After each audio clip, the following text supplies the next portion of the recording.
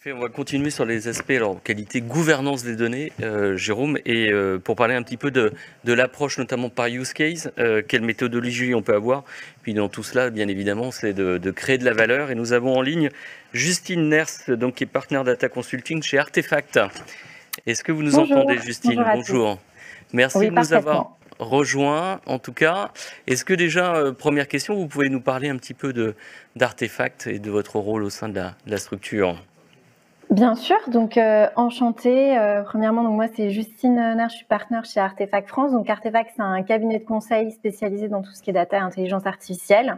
Donc on accompagne nos clients de bout en bout, de la définition de leur stratégie data IA à l'implémentation des cas d'usage et des enablers nécessaires à la transformation. Et parmi ces enablers-là, effectivement, on a développé une offre assez fournie chez Artefact sur la gouvernance des données. Et on accompagne aujourd'hui effectivement plusieurs acteurs du CAC 40 sur ces sujets-là. Et aujourd'hui, du coup, on trouvait ça opportun de vous présenter un petit peu l'approche qu'on déploie, une des approches qu'on déploie chez nos clients sur ce sujet. Très bien, on vous laisse le dérouler. Vous avez 10 minutes avec une méthodologie assez claire, donc je vous laisse officier, Justine.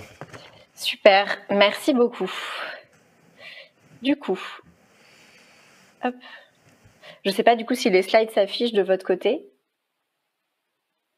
À l'écran, pour l'instant, ça doit s'afficher, c'est bon. Voilà. Parfait, je vous remercie. Hop. Donc du coup, effectivement, donc l'objectif de cette présentation, comme je l'ai évoqué en introduction, c'est de casser un peu les codes et vous parler aujourd'hui de la data gouvernance sous un angle business versus angle IT plutôt théorique qu'on a habituellement. Donc effectivement, ce qu'on peut voir, c'est que la plupart des entreprises approchent la data gouvernance un peu comme un grand soir avec le déploiement d'un modèle opératoire autour des data stewards, des data owners, le déploiement d'outils de cataloging, de quality, etc. Et nous, effectivement, on essaye de l'aborder de manière assez différente en liant directement la data gouvernance à la valeur et aux différents cas d'usage qui supportent la transformation. Donc, c'est-à-dire en empowerant et en formant les data product owners, les data scientists, les data engineers à appliquer les standards de gouvernance des données dans les cas d'usage. Du coup, juste par contre, je passe les slides et ça a l'air de ne pas fonctionner. Ah, il y a des problèmes. Est-ce que là, on les voit passer. On voit. Là, vous êtes sur. Ouais, donc j'essaye de rattraper mon retard, mais parfait. Donc voilà, c'est bon. Ça a l'air de marcher. Donc voilà. Donc ce que je voulais faire aujourd'hui, c'était vous présenter effectivement deux cas qu'on a pu déployer chez nos clients sur ces sujets-là. Donc le premier, effectivement, c'est la standardisation et la mise en qualité de la donnée dans le cadre d'un projet de forecasting des ventes, donc qu'on a fait chez un grand acteur du CPG. Et dans un deuxième temps, je voulais aussi vous présenter du coup une approche qu'on a développée chez Artefact qui s'appelle la Data Governance by Design. Donc, c'est des outils et des méthodologies qu'on met à disposition des équipes cas d'usage, donc Data Scientist, Data Engineer, Product Owner, justement pour les aider à appliquer les standards de data governance dans leurs projets. Donc effectivement, donc si je commence par le premier du coup projet autour du forecasting des ventes, donc l'objectif de notre client, c'était effectivement de développer un algo de machine learning pour prédire effectivement la demande et du coup effectivement gérer les flux et éviter tout ce qui est notamment rupture de stock en entrepôt ou en magasin. Donc pour ce faire, effectivement, donc le client avait besoin de data pour créer effectivement son algo de machine learning et il faisait face à différentes problématiques, donc des problématiques qu'on peut voir de manière assez traditionnelle chez nos clients. Donc un sujet sur l'accessibilité de la donnée. Donc ce qu'on voyait effectivement, c'est qu'il y avait plus de 90% de la donnée sur le périmètre qui n'était pas disponible. La standardisation de la donnée. Donc on avait de nombreuses sources de données nécessaires pour couvrir effectivement, par exemple les données de vente. On avait besoin de 5 sources de données différentes.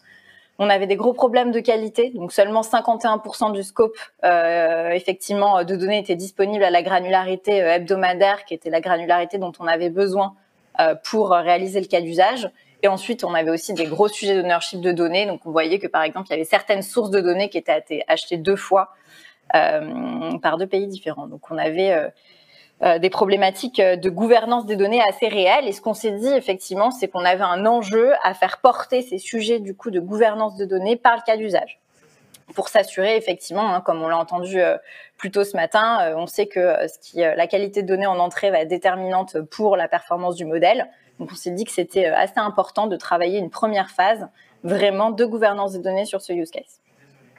Du coup, ce qu'on a fait, c'est qu'on a effectivement construit un data model de forecasting des ventes, donc spécifique pour le cas d'usage, mais qui puisse être aussi réutilisé pour d'autres use cases par la suite. Donc là, l'objectif, c'est de dire on a une approche par use case, donc c'est-à-dire on se base sur du spécifique pour ensuite construire du générique. Donc l'objectif, c'est que tout ce qu'on construit dans le cadre de ce cas d'usage puisse être réutilisé par la suite pour d'autres cas d'usage, donc par exemple pour faire du marketing mix modeling, pour faire de la prédictive segmentation, etc. Donc c'est-à-dire c'est une approche par l'usage, oui, mais qui permet ensuite de généraliser plus largement dans l'entreprise et du coup aussi de bien sûr de faire des gains d'efficacité opérationnelle. Donc qu'est-ce que c'est que quand je parle de structuration de data model, qu'est-ce que je veux dire? Donc effectivement, on avait de nombreuses sources en entrée, donc là vous le voyez pas sur la slide, on avait plus de 200 flux de données en entrée, donc 200 tables sources, du coup qu'on a structuré effectivement en 16 tables références, qu'on a ensuite effectivement structuré en 7 grands domaines de données. Donc les 7 grands domaines de données, c'est ceux que vous voyez ici, product, network, shortages, etc. Donc on a standardisé des tables de données autour de ces objets métiers qu'on a mis ensuite à disposition des différents utilisateurs. Donc la conséquence, c'est que par exemple, si on prend la table product, plutôt que d'avoir 6 sources de données contenant des données produits qu'il fallait effectivement à chaque fois qu'un projet voulait utiliser des données produits, il fallait remettre en qualité ces données, les agréger, les structurer, etc. Là, nous, ce qu'on a fait, c'est qu'on a fait ce travail une fois pour l'ensemble des cas d'usage.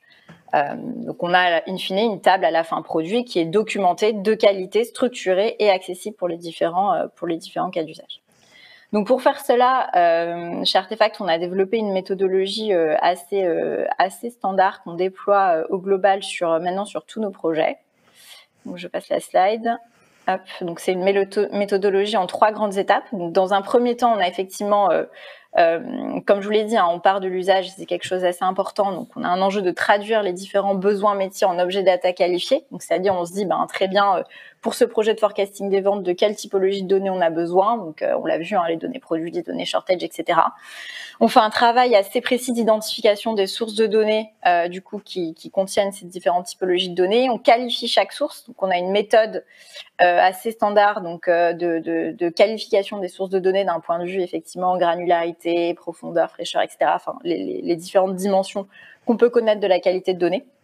Ensuite, une fois qu'on a fait ça, on travaille effectivement à la construction du data model. Donc, on sélectionne au sein de ces sources les différentes tables qui vont nous permettre de construire notre modèle de données. Donc, par exemple, si on prend produit, on sélectionne les différentes tables au sein des différentes sources qui contiennent des données produits. On standardise ces données puisque souvent, effectivement, elles sont pas sous le même format, elles n'ont pas la même nomenclature. Donc là, on travaille effectivement à la création d'une unique nomenclature pour les données produits.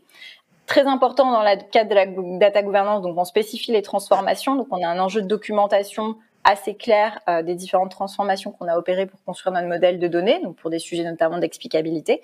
Et ensuite, tout ce qu'on fait, c'est qu'on construit la plateforme. Donc là, dans le cadre de ce sujet, c'était sur Google Cloud Platform. Donc on ingère la donnée, on la transforme, on structure le modèle et ensuite on l'expose pour les différents cas d'usage. Vous avez 2 minutes, Justine, encore. Ouais. Donc ça, c'était vraiment effectivement le premier sujet sur la structuration du modèle de données. Et ce qu'on fait, sinon, autre sujet qu'on fait chez Artefact, c'est, comme je l'ai dit, l'application effectivement des standards de data governance by design dans les projets. Donc là, ce qu'on fait, c'est une approche assez différente où effectivement, ce qu'on voit, c'est que les data scientists, quand ils construisent leurs modèles, quand ils construisent leurs algorithmes, généralement, ils n'ont pas l'habitude d'intégrer by design les pratiques de data governance dans leurs projets. Donc là, ce qu'on fait, c'est qu'on leur met à disposition tout un catalogue d'outils, donc des templates, des méthodologies, etc., pour qu'à chaque étape du cas d'usage, de la qualification des données jusqu'à la mise en production, ils appliquent bien à chaque étape les standards de data governance. Donc voilà. Donc par exemple, on a des standards autour de la documentation des données, c'est-à-dire qu'on leur fournit effectivement des templates qu'ils peuvent remplir, notamment souvent sur Excel, qui vient ensuite directement nourrir les outils de documentation. On leur fournit aussi des standards de qualité de données, donc des petits scripts, etc., des choses, des routines de qualité qu'ils peuvent directement intégrer dans leur code pour s'assurer de mettre en place les bonnes effectivement routines de qualité. Et ce, tout au long du projet. Donc normalement, j'ai une slide qui vient supporter mon propos, mais j'ai un peu de mal avec l'outil. Donc voilà, donc c'est vraiment ça. Et nous, ce qu'on voit du coup, voilà ici, ce qui est très important et le message qu'on voulait faire passer aujourd'hui, c'est qu'effectivement la gouvernance des données, donc il y a tout le framework habituel qu'on connaît bien et qu'on déploie sur le modèle opératoire avec les data stewards, data owners, etc. Mais il ne faut pas oublier dans la transformation les équipes projet, les data scientists, les data engineers, les product owners, qui ont besoin effectivement aussi d'être formés, d'être outillés pour accompagner cette transformation data governance.